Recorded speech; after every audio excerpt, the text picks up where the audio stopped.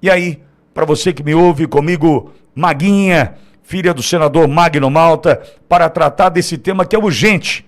Afinal de contas, hoje, 6 de maio, o Supremo Tribunal Federal decide o futuro dos royalties do petróleo. Briga que começou lá atrás, como eu já contei, em 2012, e que pode tirar bilhões de reais de estados produtores como o Espírito Santo. Está em jogo, então, a segurança jurídica e o respeito aos contratos no Brasil. Maguinha, já eu falo sobre o seu pai, já pergunto sobre o meu amigo Magno, mas eu queria saber o que está acontecendo hoje em Brasília e por que o país precisa estar atento nesse julgamento de hoje. Maguinha, bom dia. Bom dia, meu amigo Pitoli, bom dia à nossa audiência da Auriverde, prazer estar aqui mais uma vez. Já de antemão, te agradecer muito pelo apoio que nos deu, a mim, ao meu pai, à nossa família nos últimos dias. Vamos falar daqui a pouco, mas já quero te agradecer mais uma vez, agora publicamente, pelo seu apoio sempre, por podermos contar com a sua amizade, com a sua lealdade, tá bom, meu amigo? Sempre, pode contar sempre comigo, Maguinha. Como você disse, esse julgamento que acontecerá hoje, está marcado para 14 horas no STF, é muito importante, Pitoli, porque envolve os estados produtores de petróleo do Brasil, que são o Espírito Santo, Rio de Janeiro e São Paulo. Como você bem disse aí, esse é um imbróglio de anos. Eu estava ontem fazendo mais algumas pesquisas sobre isso e encontrei um discurso emblemático do então já senador em segundo mandato, Magno Malta, em 2013, no dia que o Congresso Nacional derrubou os vetos dos então presidentes Lula e depois Dilma e aprovaram essa fatídica lei que simplesmente quer dividir os bônus dos estados produtores de petróleo com todos os estados da federação. Isso não é justo. Isso não é justo por quê, meu amigo? Porque nós, os estados produtores, e aí eu vou falar especificamente do meu estado do Espírito Santo, os royalties, ao contrário do que eles disseram na época, dizem até hoje, e enganam muita gente, royalty não é imposto. Royalty é indenização. Royalty é compensação para os estados produtores. Ora, quando acontecem tragédias ambientais, nós estamos sujeitos a isso, já que somos produtores, o ônus fica todo para nós. Na prática, o que essa lei quer fazer é dividir o bônus com todos os entes da federação e o ônus ficar no colo do Espírito Santo, do Rio e de São Paulo, que somos os 3 produtores no Brasil. Isso é muito injusto. Isso é muito injusto e nós precisamos seguir bradando. Dizia do discurso que vi do meu pai, do senador Magno Malta, assistia ontem à noite, lá no ano de 2013, no dia em que aconteceu essa votação no Congresso Nacional, foi uma sessão do Congresso Nacional e da tribuna da Câmara, meu pai brigando veementemente, defendendo os direitos do Espírito Santo e dizendo exatamente isso. Ora, se os royalties, se a compensação para os estados que são produtores tem que ser divididas com todos os entes, então eu também proponho que outros estados que são produtores de outras coisas, dizia ele, dividam conosco também. Então, a partir de agora, Minas Gerais e outros estados que têm minérios, que são fortes na mineração, que dividam os royalties com o Espírito Santo, com os outros estados. Eu sou totalmente a favor, ele dizia, que o Espírito Santo tenha uma zona franca, assim como Manaus tem. Ora, não é justo que os estados produtores de petróleo percam suas indenizações, porque não é imposto. Os impostos a gente já divide o imposto de renda, a gente já divide o IPI. Royalty não é imposto.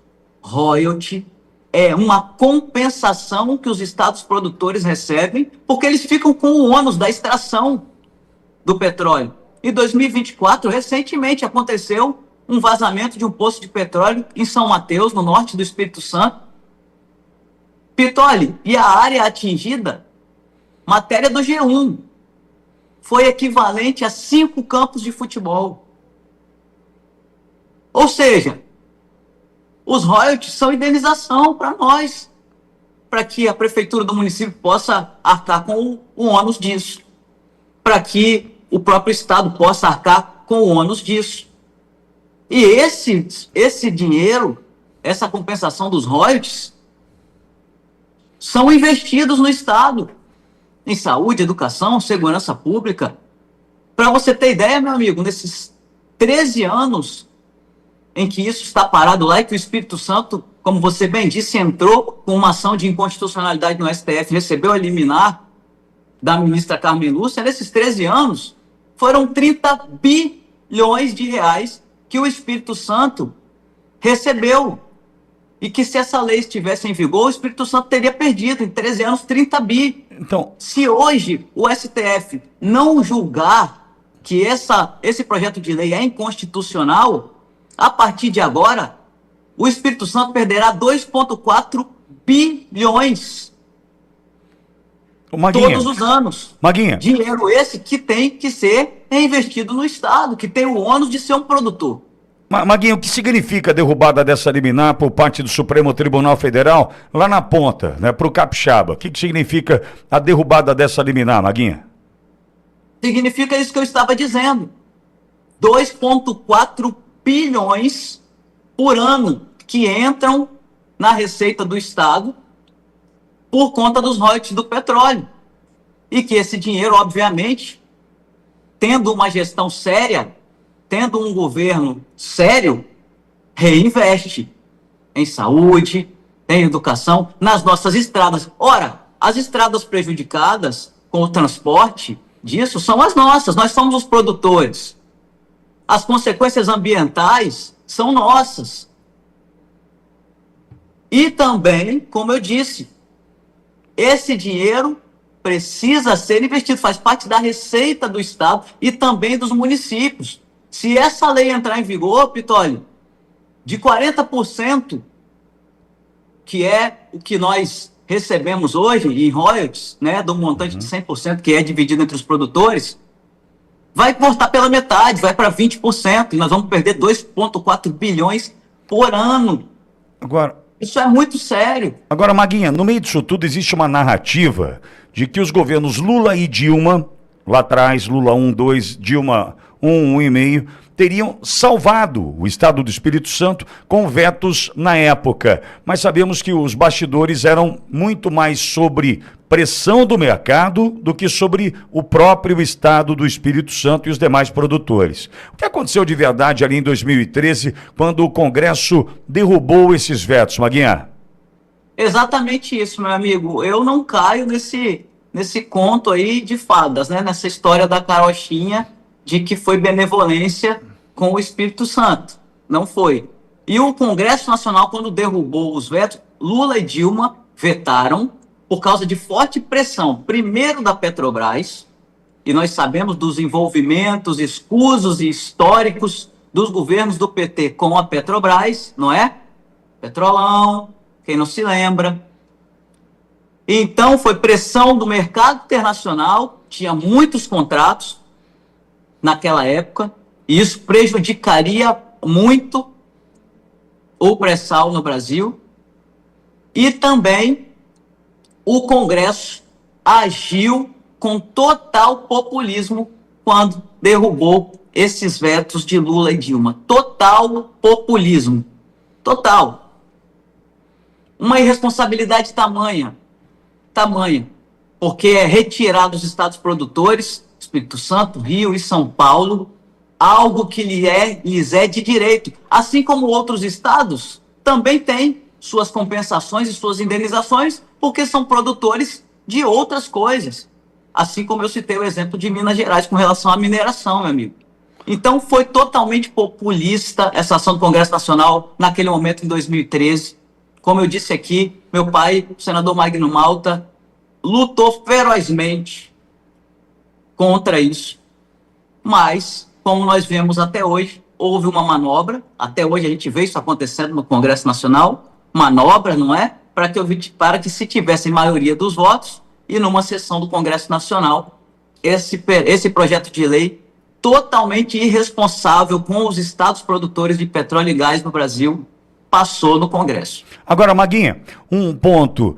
Viver na incerteza de uma liminar há 13 anos é um absurdo também, Maguinha. Supremo Tribunal Federal, nessa letargia, nesse jogo que faz com uma população como do Estado do Espírito Santo. Desculpa, Maguinha, é uma opinião minha. Isso é um absurdo.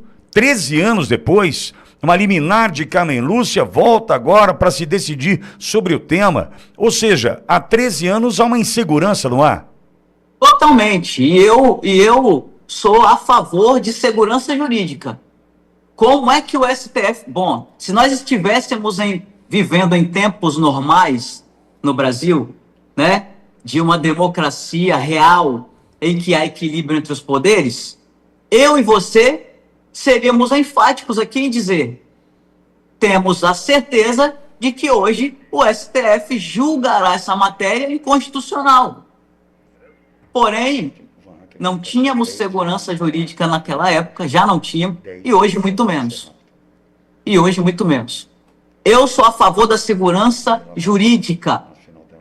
O que eles querem fazer na prática, Pitoli, é mudar as regras do jogo com o jogo rolando.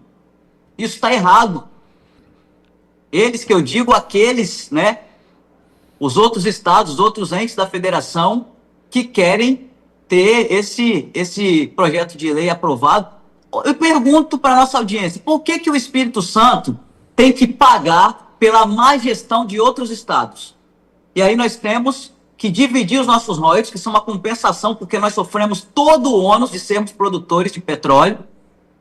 E aí, num momento como esse, num ano eleitoral, essa matéria volta, porque nós já sabemos. Querem fazer política. Querem usar isso para, uma vez que essa lei vigore, digam nos seus estados: conseguimos trazer X bilhões de reais para os cofres do nosso estado, através dos royalties de petróleo. Que absurdo. Maguinha... Isso é inaceitável. Inaceitável. E outra, insegurança. Aí entra governo e sai governo, já aparece um herói. Pô, isso é terrível. Exato. Isso é terrível. Exatamente. Terrível. Exatamente. Ô, Maguinha, e teu pai, como é que tá? Pitoli, meu pai está bem, amigo. Eu queria te dar só um panorama aqui para a gente fechar esse assunto. Ah, pois não, vai lá. Com relação aos royalties do petróleo e esse julgamento que vai acontecer hoje. Pois não. Olha só que coisa interessante. Você deve conhecer a Sudene, não é? Sim. A Sudene, existem estados do Nordeste, os estados do Nordeste especialmente, os municípios do Nordeste, fazem parte da Sudene. Meu pai, senador Magno Malta, entrou com um PLP, com um projeto de lei complementar, para que todos os municípios do Espírito Santo e de Minas Gerais sejam incluídos na Sudene. Na prática, o que os municípios, os estados que integram a Sudene têm? Tem direito a crédito mais barato, o que leva mais empresas para o estado, para os municípios desse estado, gerando assim mais empregos, uma série de benefícios. E hoje, atualmente, somente alguns municípios da região norte do Espírito Santo integram a Sudene. Segundo eles, porque faz o Espírito Santo e alguns municípios de Minas também por fazerem divisa com o Nordeste, com a Bahia. Porém, a desigualdade é absurda. As cidades que têm acesso à Sudene, aqui no norte do Espírito Santo, Pitoli, prosperaram muito. Um exemplo disso é a cidade de Linhares. Quem é aqui do meu estado sabe o quanto a cidade de Linhares cresceu nos últimos anos, por conta desse benefício, por conta de integrar a Sudene. Muitas indústrias lá, muitas empresas, emprego a todo vapor. E para o sul do estado fica uma desigualdade absurdamente grande. O mesmo acontece com Minas Gerais. Então, esse projeto de lei complementar do senador Magno Malta visa fazer com que todos os municípios do Espírito Santo sejam incluídos na Sudene, o Fundo de Desenvolvimento do Nordeste, e poder, então, ter esses benefícios. Então, é o seguinte, por que eu coloco isso? Porque se a regra, se o argumento é que todo mundo tem direito a tudo, beleza, nós também queremos que todos os municípios do Espírito Santo, não só os do Norte, integrem a Sudene. para que os municípios do sul do Espírito Santo, da região metropolitana, também possam desfrutar desse desenvolvimento, de acesso a crédito mais barato, e aí fazendo empresas virem para os municípios prosperarem. Eu trago esse contraponto para a gente ver como é que há uma disparidade no discurso das coisas no Brasil, né? Alguns discursos só servem para uns. Se o discurso é que tudo é de todos, então na prática isso tem que acontecer. Exato. Maguinha, e aí? Me fala do teu pai. Meu amigo, graças a Deus, foi um livramento de Deus mesmo na vida do meu pai. Eu presenciei o que aconteceu com ele na quinta-feira na garagem do Senado. Eu te confesso, Pitoli, foi a primeira vez na minha vida que eu achei que fosse perder meu pai. Eu vi meu pai morto, desacordado, sem nenhum sinal, não acordava. A gente teve dificuldade com relação ao socorro chegar rápido, e eu pensava assim, se meu pai tiver infartado, ele vai morrer. Se meu pai tiver dado um AVC, ele vai ficar sequelado. Ou morrer. Porque foi muito tempo, foi 10 minutos ou mais de 10 minutos desacordado. Aquilo foi um tempo assim, que não passava para mim, que estava ali com meu primo. Foi uma eternidade. E a única coisa que pude fazer na hora, graças a Deus, foi orar.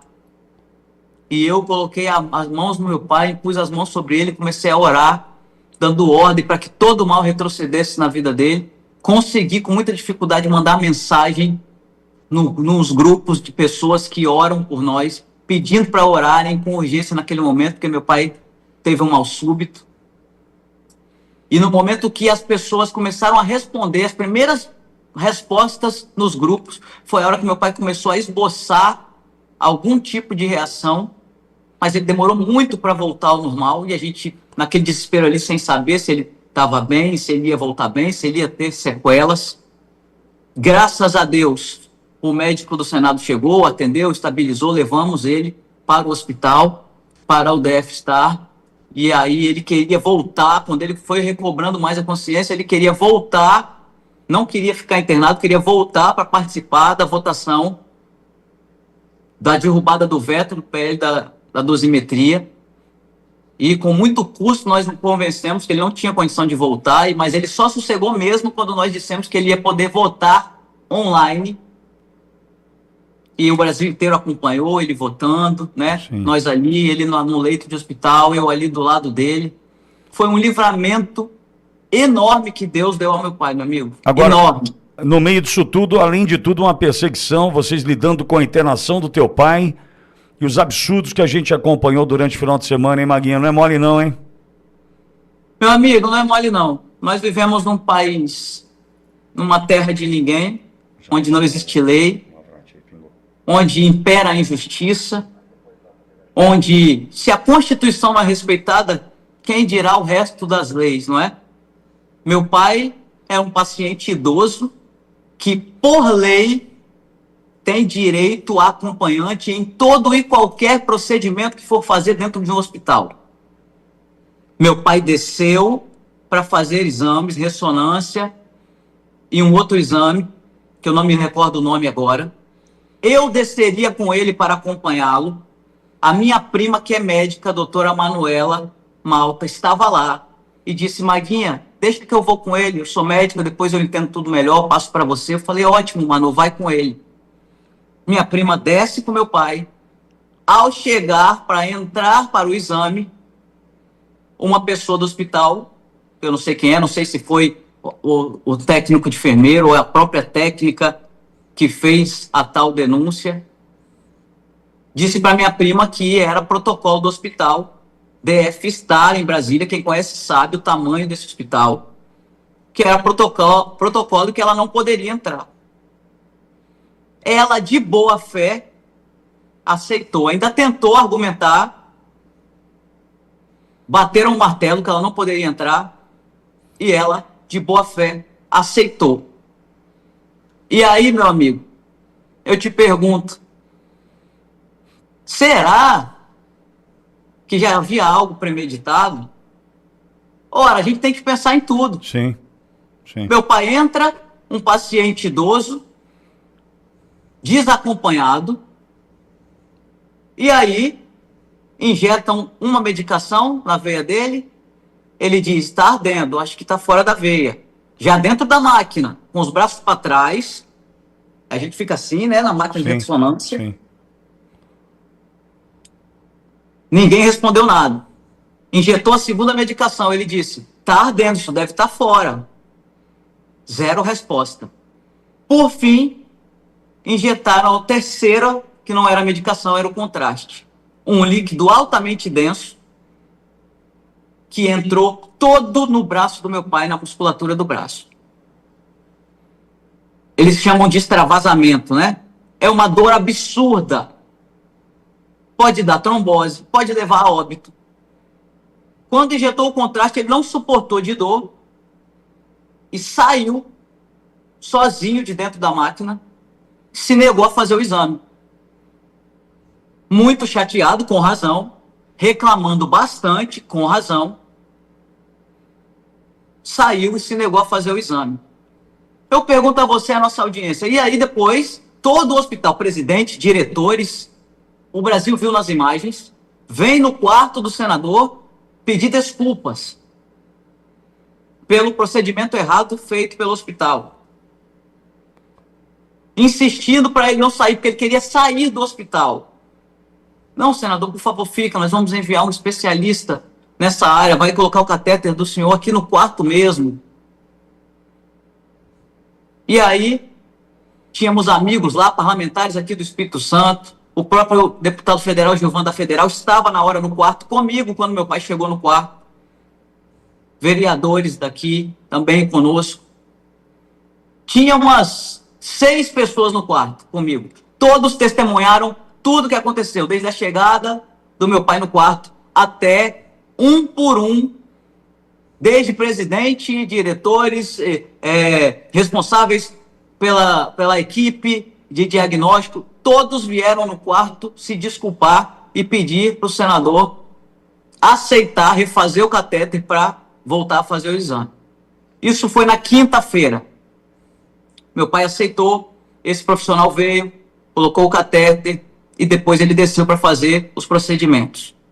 Na sexta-feira, à noite, nós somos surpreendidos por uma notícia covarde, irresponsável, do Metrópolis, dizendo: senador Magno Malta dá tapa na cara de enfermeira. Eu comecei dizendo que esse país é uma terra de ninguém. Porque se esse país fosse um país sério, tivesse justiça, a começar, um veículo desse teria pudor de publicar uma matéria como essa. Mas fazem por conta da crença na impunidade. Sabem que não vai acontecer nada com eles. Sim. No que depender de nós, vai. Porque todas as providências cabíveis e jurídicas com relação a nós foram tomadas. Tanto com os outros veículos que reproduziram essa matéria covarde, mentirosa do Metrópolis, quanto o hospital, porque nós requeremos as imagens. Onde estão as imagens? Primeiro que noticiaram que era uma enfermeira, e aí o Corém do Distrito Federal se pronunciou numa nota, repudiando a atitude do senador Pittoli, sendo que a pessoa que disse ter sido agredida nem enfermeira é, uma técnica de enfermagem. Olha para você ver como são as coisas. Meu pai, que sempre defendeu essa classe dos enfermeiros, sempre. Veiculei o vídeo do teu pai aqui tratando do assunto. Entendeu, meu amigo? Sim. Então assim, é medonho o que a gente vive no Brasil. Agora, eu pergunto, né, a você como muito bem disse, na segunda-feira aqui, que eu acompanhava, o senador Magno Malta tem toda a chance de se tornar presidente do Senado em 2027. Já está sofrendo represálias por isso? É isso aí. Por que os amigos dela, os colegas que estavam lá na sala, não tiraram foto dela com o rosto machucado? Ela fez um boletim de ocorrência, Pittoli, pela internet. Não tem exame de corpo de delito. Absurdo. Não tem imagem alguma. E a maioria esmagadora dos veículos de imprensa desse país, que isso não pode ser chamado imprensa, são lixos, noticiaram que meu pai agrediu uma técnica de enfermeira com um tapa no rosto. Eu posso atestar, eu sou filha. Meu pai nunca encostou a mão em nós. Às vezes que nós fomos disciplinadas em casa, com correção, com chinelo, foi minha mãe. Meu pai nem isso nunca fez. Nunca vi meu pai agredir ninguém. Desde que eu me entendo por gente, a gente ajuda pessoas a se livrarem do vício das drogas. Temos a instituição Projeto Vem Viver. Antes do Projeto Vem Viver, essas pessoas ficavam na nossa casa, acolhidos pelo meu pai e pela minha mãe. Nem com essas pessoas que são vistas como bandidos, como pessoas perigosas pela sociedade, nem com essas pessoas eu nunca vi meu pai levantar a mão. Maguinha, são os absurdos que vivemos no Brasil, que prende o Felipe Martins por uma notícia mentirosa, vão querer apontar para o teu pai por uma notícia mentirosa. É o Brasil que não pode deixar isso passar impunemente. Teu pai tem absoluta razão em se mexer nesse sentido, para que a gente recupere a verdade e no que depender da Auriverde. Maguinha, a gente está por aqui. Obrigado por passar por aqui de novo. Te agradeço muito, meu amigo. Quero mandar um beijo especial para toda a audiência da Auriverde, povo aqui do Espírito Santo que te assiste, que está nos assistindo agora. Um beijo. Muito obrigada pelas orações, pelas mensagens de carinho que nós recebemos nesses dias de todo o Brasil. Pessoas apoiando meu pai, pessoas que são anônimas e fizeram questão de gravar vídeos atestando da idoneidade, do caráter do meu pai. Eu agradeço muito e peço que continuem orando por nós, porque a nossa luta, a nossa batalha é espiritual, desde o que aconteceu com meu pai na garagem do Senado, que foi um mal súbito, depois que o indivíduo se aproximou dele e pediu para gravar um vídeo.